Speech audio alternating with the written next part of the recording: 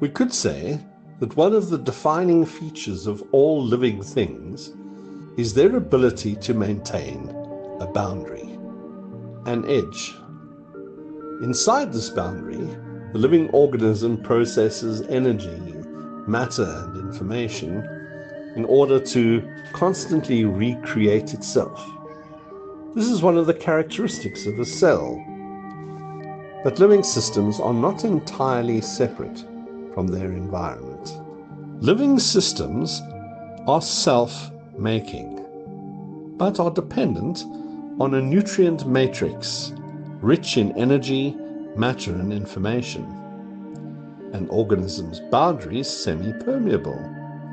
The organism is always recreating itself by consuming the bits it needs from whatever parts of the universe surround it, and then excreting those bits it no longer needs back into the universe around it. The universe is constantly flowing in and out of an organism. A living organism like you can be thought of as a temporary pattern in the flow of energy, matter, and information.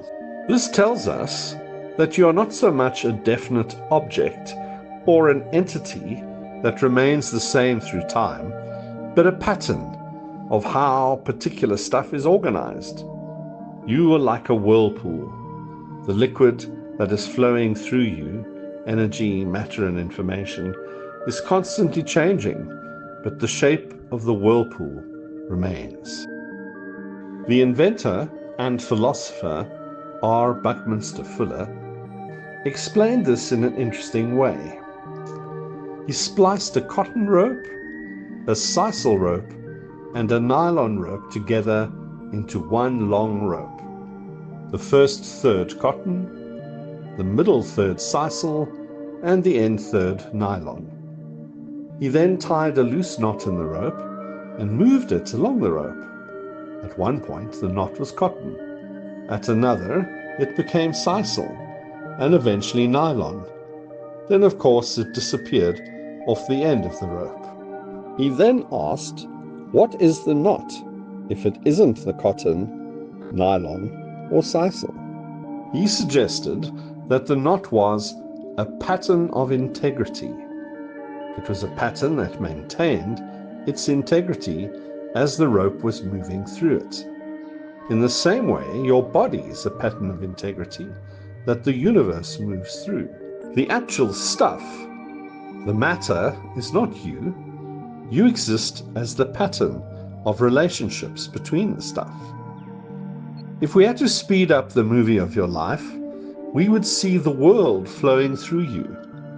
You consume other living things whose molecules add new growth, maintenance, and healing to the cells and molecular mechanisms in your body.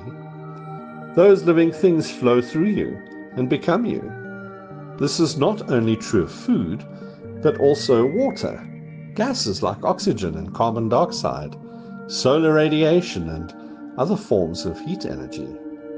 Think of the body fluids that come from another human being, drugs, infectious organisms, not to mention bits of technology like glasses, pacemakers, and false teeth. What about the languages you've learnt, the cultural values you have embraced, the images from digital and other media? These are all moving through you, both maintaining and changing you. If you make deliberate choices about what you allow in and what you don't, you can become an active participant in the creative processes of the universe and determine, at least in part, the way the universe flows through you and becomes you.